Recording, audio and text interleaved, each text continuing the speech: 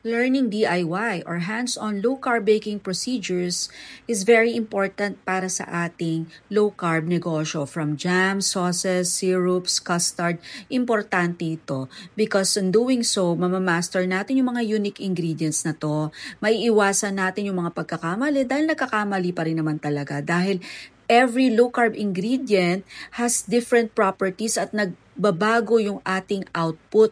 Depende sa sugar na sweetener na ginamit natin, sa sauce na ginamit natin, naapekto talaga ang ating mga baked products. But that's okay, nagkakamali, kaya nga nagpa-practice at nagmamaster. At kapag na-master natin ito, mas nagiging cost-efficient tayo.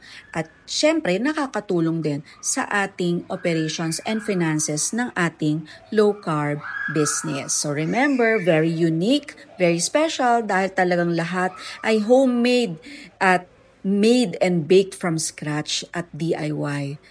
Just like this low-carb braso de Mercedes, ayan, hindi po perfect ang pagka-roll. Minsan perfect, minsan hindi. Depende rin talaga sa ating sugar substitutes na ginagamit. So, araling mabuti, stay low-carb and sugar-free.